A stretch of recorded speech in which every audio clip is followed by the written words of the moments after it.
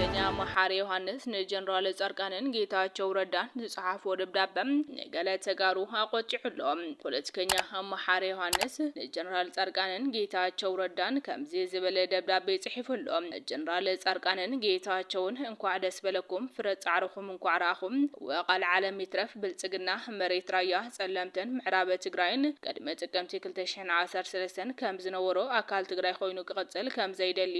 ሕዚ አይኮንኩም እንትፈልጡ 2014 ኣብ ጅቡትን ሲሼልን ዝርብ ምስተጀመረ አሽዑ አንድ ዓዲኩም ኢኹም ትፈልጡ ሰራዊት ትግራይ ናብ አዲስ አበባ ዝኣቲ መሲልኩም ዝኾነ ናይ ስልጣን መደባት ከም ዝነበረኩም ፍሉጥ ኮይኑ ናታትኩም ፖለቲካ ስሑት ስልቲ ብናይቶም አዘዝቲ ወታደራዊ ቅልነት ካብ ደብረ ብርሃን መልሲ ምስኮነም ጻድቃንን ጌታቸውን ከምውን ካልኦት ብድሕሪኩም ዘለዎ ነባራት ሕወሓታውያን አሽዑኹም ንብሔረ ትግራይ ምቅላስ ደወቢልኩም ሃገርኩም ኢትዮጵያ ወናኒት ባሕር ጌርኩም ከተድሕንዋ ወሲንኩም ወመዳይ ድማ ቀድመ ስምምዕነት ተክስዶ ምባል ፕሪቶሪያ ቀዲምኩም ምስ ብልጽግና ኦሮሞ ተስማዕሚዕኩም ወመጋቢት ወይ ሚያዝያ 2014 ኢኹም ተስማዕሚዕኩም መቸመ ጀነራል ጻርቃን ኣብ አክሱም ሆቴል ኣብ ዝነበረ አኼባ መሊቑኳ ነዚ ሚስጥር ከም ዝድሕድሕካዩ ኣይትክሕደን ድሕሪኡ ብልጽግና ብድሕሪኩም ጌርኩም ሰራዊት ትግራይ ናብ ኤርትራ ከኣቱ ተልመውጽኹም ወዲኹም ውግእ ካርታውን ሰሪሕኩም እዚ ሁሉ ዝኸውን ዘሎም ንትግራይ ምቅላስ ደወቢልኩም ብና ኦሮሞ በልጽግና ሓንጎል እንሓሰብኩም እዩ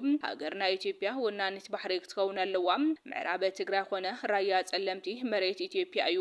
ናብ ዝኸዶ የብሉን ዝብል ጽኑዕ እምነት ተሓንጊጥኩም ኢኹም ናብ ዝሁሉ ኣቲኹም ኣየመኸርኩም እንኸዓም ንዓና ሓዊኹም ምስ ኦሮሞ በልጽግና ኢኹም ኩሉ ወዲኹም ነርኩም ነዝውን ጌታቸው ፕሬዝዳንት ምስኮንካ ስለዝተኣመንካሉ ዘካሓደ ኣይኮነን ቀጽሉውን ዝሕቦቶ ለኹም ነመትግባር ወሸኒልኩም ስራሕ ጀሚርኩም እቲ ሓደ ፍንጫል ሕወሓት ወግድኩም በሃግኩም ከተፈጽሙ አንጻር መኸተ ህዝብ ትግራይ ወፊርኩም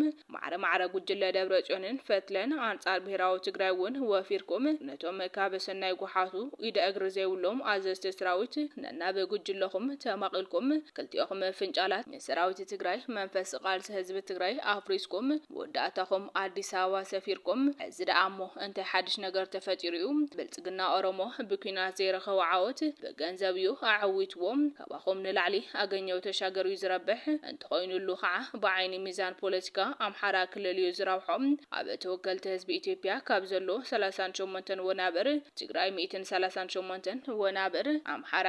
100 ጊዜ ይበልጽ ትግራይ ሃለወት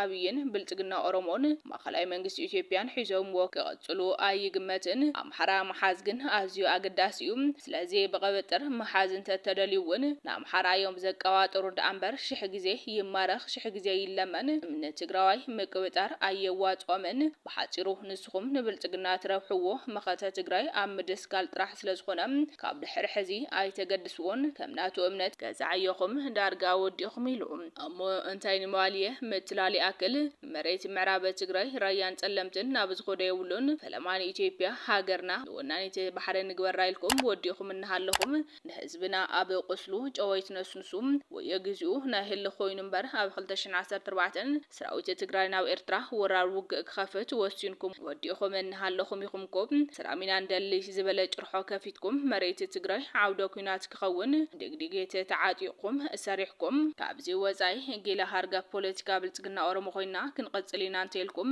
ታሪክኩም ተጽይቁ እምበር ኤብራ ጠላዊት ኢትዮጵያ ይትረፍ ባሕሪ ክትውንን ሚሊዮናት ዝቀታተሏ ናይ ደቂ ሰባት ቄራ ካብ ሙኻነ ይተድሕነን ትግራይ ውን ግዜኡ ትፍተን እምበር በቃልሲ ሓድሽ ወለዶ ትንሳያ ካብ ምርጋጽ ኣይክትዓግትዋን ክብል ጽሒፉሎም ድሕሪዚ ጽሑፍ ፖለቲከኛ መሐሪ ዮሐንስ ብዙሓት ተጋሩ ርእይቶን ሓሳብን እንሃቡ ይርከብዎም